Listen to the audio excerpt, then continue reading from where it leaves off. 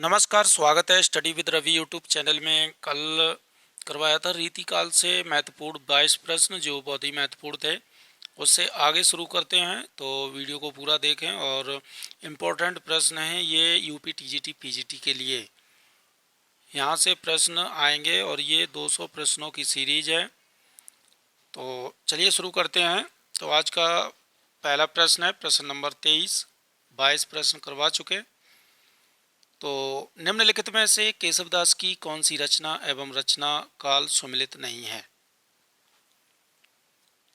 तो इसका सही उत्तर हो जाएगा ऑप्शन नंबर घ, रामचंद्रिका। ये 1601 की रचना है। प्रश्न नंबर 24। केशवदास की कौन सी रचना कृष्ण कवि द्वारा रचित प्रबोध चंद्रोदय नाटक पर आधारित है?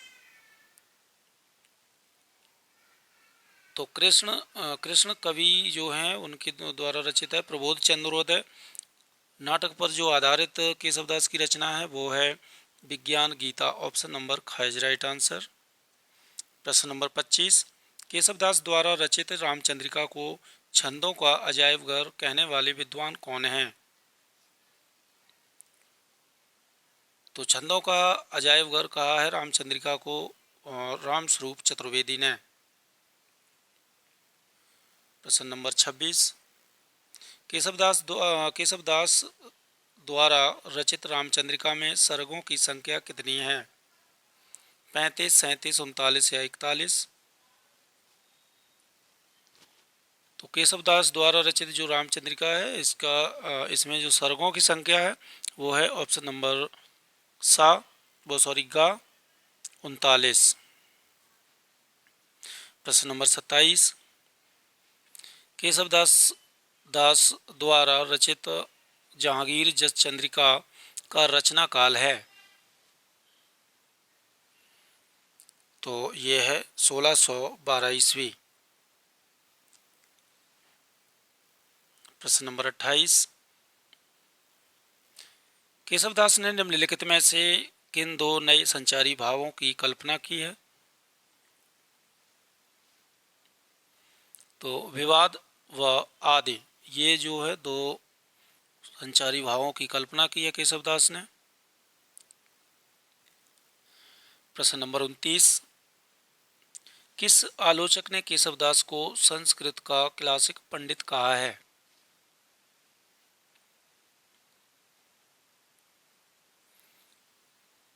तो डॉक्टर बच्चन सिंह ने केशवदास को संस्कृत का क्लासिक पंडित कहा है। प्रश्न नंबर 30। केशवदास किस राजा के आश्रित कवि थे? तो 30 का सही उत्तर हो जाएगा ऑप्शन नंबर ख, राव इंद्रजीत सिंह। प्रश्न नंबर 31। केशवदास की कौन सी रचना राव इंद्रजीत सिंह की नर्तकी राय प्रवीण को शिक्षा देने हेतु लिखी गई थी? यह बहुत ही महत्वपूर्ण प्रश्न है। तो इसका सही उत्तर हो जाएगा ऑप्शन नंबर का, कवि प्रिया। प्रश्न नंबर 32। हिंदी के पहले सर्वांग निरूपक आचार्य माने जाते हैं? तो हिंदी के पहले सर्वांग निरूपक आचार्य माने जाते हैं केशवदास। प्रश्न नंबर 33। हिंदी के प्रथम अलंकारवादी आचार्य माने जाते हैं? तो हिंदी के प्रथम अलंकारवादी आचार्य माने जाते हैं ये भी केशवदास माने जाते हैं। ऑप्शन नंबर ग इज राइट आंसर। प्रश्न नंबर 34। निम्नलिखित में से केशवदास की प्रबंधात्मक रचना नहीं है? तो इसका सही उत्तर हो जाएगा रसिक प्रिया।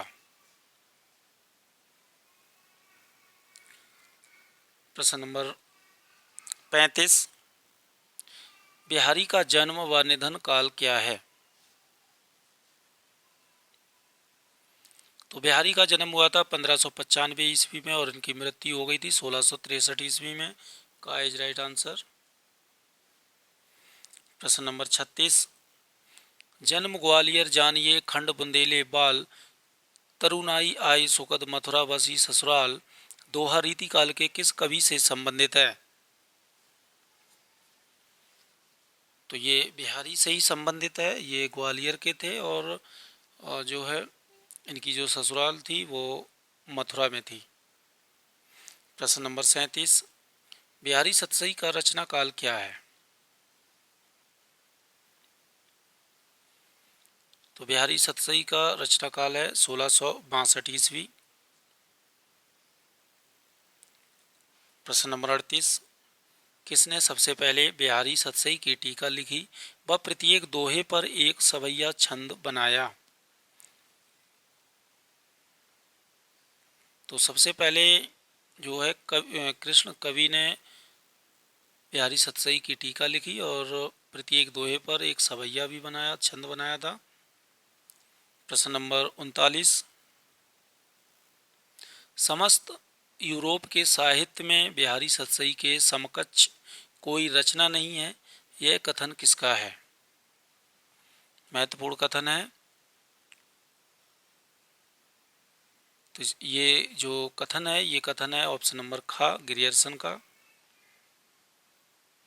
प्रश्न नंबर 40, बिहारी सतसई को शक्कर की रोटी किसने कहा?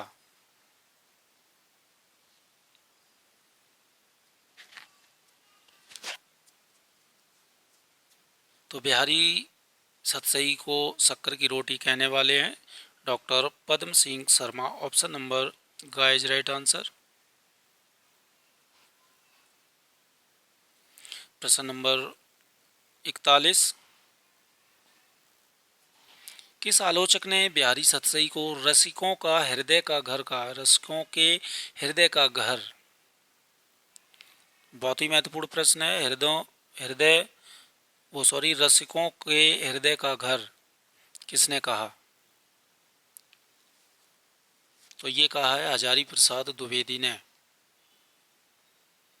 प्रश्न नंबर 42, बिहारी एक ऐसी पीयूष वर्षी घनश्याम है जिनके उदित होते ही सूर व तुलसी आच्छादित हो जाते हैं, कथन किस आलोचक का है? तो बिहारी एक ऐसी पीयूष वर्षी घनश्याम है जिनके उदित होते ही सूर व तुलसी आच्छादित हो जाते हैं, ये कथन है ऑप्शन नंबर का राधा चरण गोस्वामी का। प्रश्न नंबर 43, किसने बिहारी को सूर, तुलसी और केशव के बाद हिंदी का चौथा रत्न कहा है?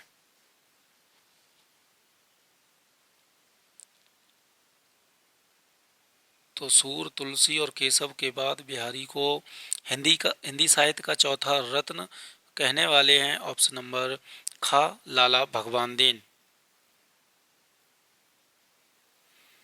प्रश्न नंबर 44, करी कमाई सतसई भरी अनेक स्वाद बिहारी सतसई के संदर्भ में उपयुक्त कथन किसका है?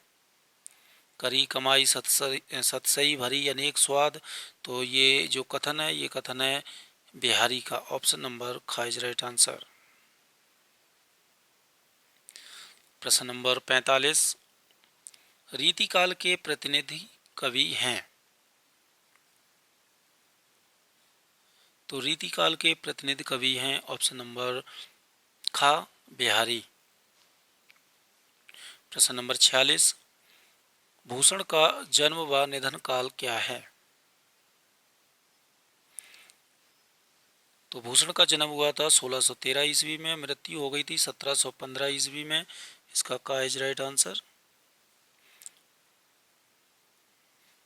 तो दोस्तों ये थे महत्वपूर्ण 46 प्रश्न अच्छे लगे तो प्लीज़ वीडियो को लाइक करें, शेयर करें, चैनल को सब्सक्राइब जरूर करें। धन्यवाद।